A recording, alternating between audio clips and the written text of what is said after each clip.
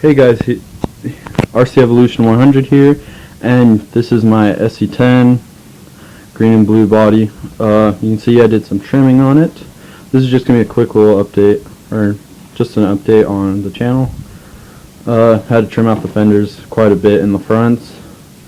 Holes in each fender for a little better airflow and help with the parachuting. I thought the drill bit was going to be bigger, so I'll probably add a few more. 7 holes in the windshield to add a better flow, and 2 in the back to help with parachuting a little more. I'll probably end up making those holes bigger, and you can see I kind of messed up. This one's off, that one's where I want it to be. But this is not my SC10 two-wheel drive, as some of you may realize from the little telltale signs. Is it's got hexes all the way around, different shocks you might have seen. And through the windshield you might have seen some stuff. But what I did do is put all my RC stuff for sale because I wanted to do a 4x4 build for a little while. I've wanted to do this. I figured all my stuff, T4 slash SC10 roller, T3 roller I had, and I figured just to put in there. I just wasn't thinking that anyone would hit me up for it, but in the end, like 30 minutes after posting it, in the post I said, well, we'll trade for SC10 4x4 or ProLite 4x4, which, if you guys don't know, it's kind of like the SC10's little brother. It's a shaft-driven 4x4 short course truck that's supposed to be more to compete with the Slash 4x4 for bashing, but I wanted to try doing a build on that. But 30 minutes later, after posting it on Craigslist, a guy hit me up saying that he had a SC10 4x4 he wanted to trade, and pretty much that's what happened. I traded my stuff for this. Sorry guys, I had the hiccups. Pretty much what happened is I wanted to downsize my collection. I had 4 cars, and I just wanted to downsize, put all my money into one nice car instead of having 4 okay cars. The T4 was out of date, didn't have the big bore shocks, the VTS slipper, and a few other minor things, but that was going to be about $150 to get to standard. And if you guys don't know, recently I've become very big into Associated. They're my favorite brand, and pretty much with the B5 and B5M coming out, the T5 and T5, hopefully the M, if they're gonna do it, should be coming out here soon. So I figured by the time I saved up the money to upgrade my T4, it would already be outdated by the T5 or T5M. So I figured I'd go with a truck that would not be updated for a few years. And this is pretty much where I got this. I decided to keep my body. He kept his because his was beat up and mine's pretty much brand new. So let me take the lid off and get you a little closer look on this new truck. Okay guys, this is the innards of my SC10 4x4. It has a Novak GTB2 ESC censored brushless with a fan. They usually don't come with that. This is a $120 ESC. I just looked everything up when the guy told me what it was. Got my Traxxas Link 2.4 in there for now. I know I should have a, that's on. I should be getting a, I don't know what I'll get. I'm gonna get some sort of transmitter for it, even if it's just an Associated one, XP. They're still pretty nice. Got my Reedy 4.5 turn brushless censored motor hooked up to the Novak. Got my Ghetto fan on there that I had to cut to fit. It's a Castle fan. You can see it's zip tied on there.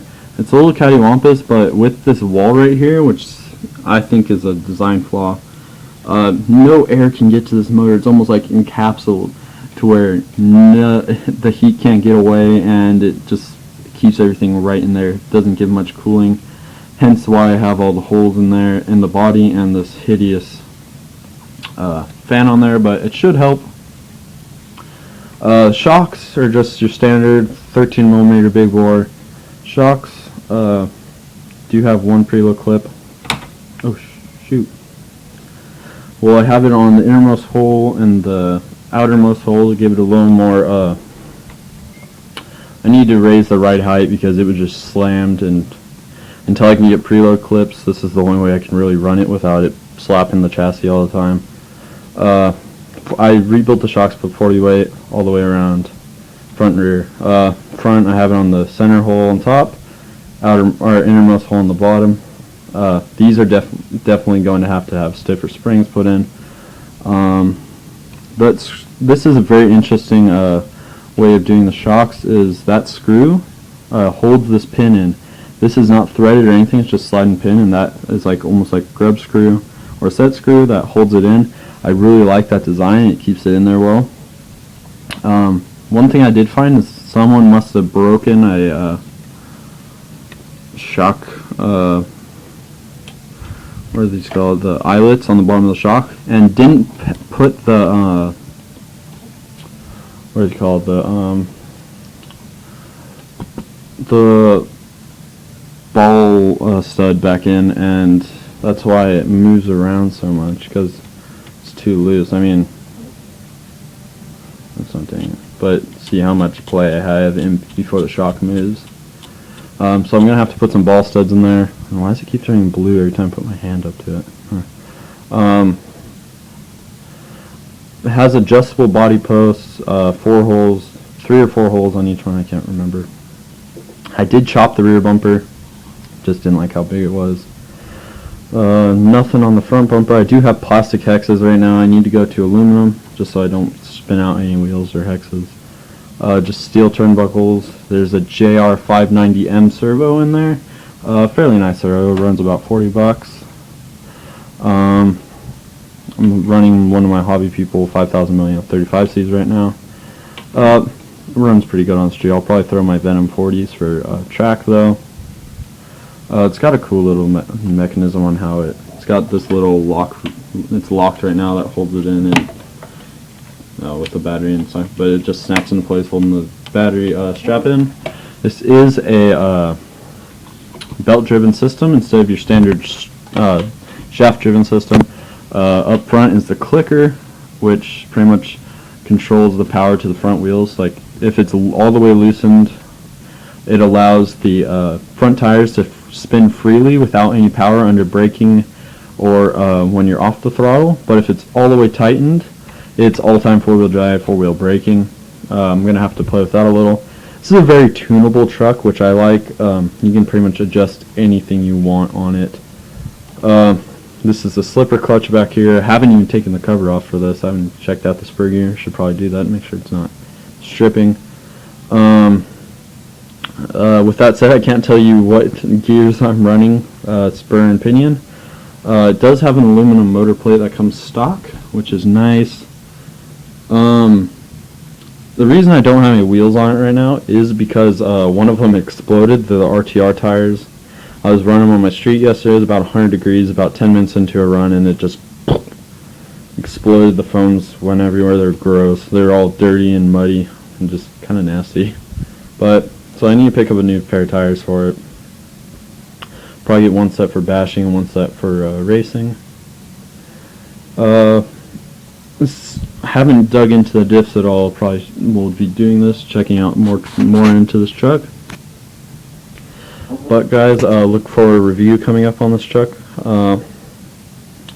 here in the next few months probably. But this is my only RC right now, so in fact upgrades are all going to be on this.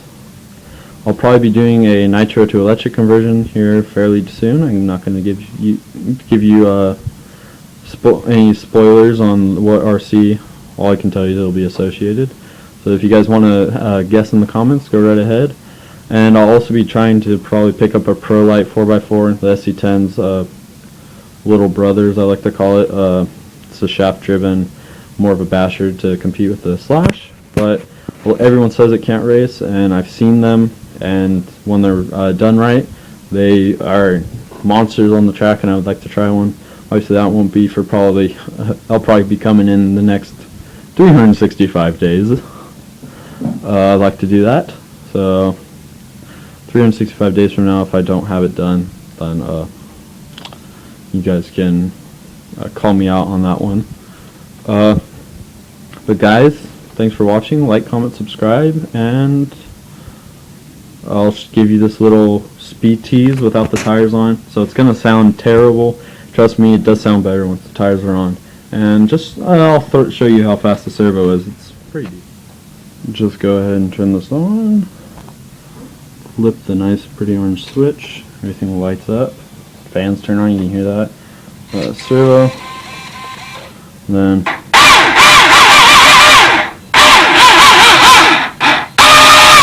the 4.5 turn reedy motor really getting it going. It sounds like that because there's no tires on. Once you put tires on, it actually sounds normal. But guys, thanks for watching. Comment and subscribe, and if you like the blindingly pretty lights, give a thumbs up. Thumbs up for the pretty lights and the nice orange switch. Okay guys, thanks for watching, and see you later. After starting to edit the video, realized that was a very anticlimactic show of the power of this RCE 4.5. And I decided to throw some tires on to really give you the full effect of what this motor can do. I know I said I blew out one of the tires, so I borrowed one of my dad's slash tires. I don't run this out on the street, it would be bad for the diffs. It's just to show what this car can really do on the stand. So go ahead and flip the switch on the remote and flip that. I'm going to go up to about half throttle first.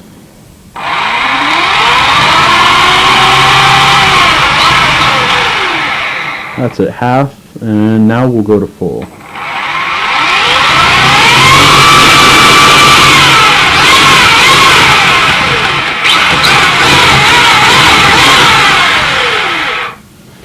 As you can see, this thing's got a little more power. You can really see it with the tires on. That mass, the rotating mass really gets this thing going.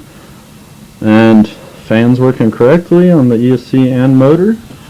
And guys, thumbs up for the massive power of the RCE. And guys, this time it's for real. Like, comment, subscribe, and see you later.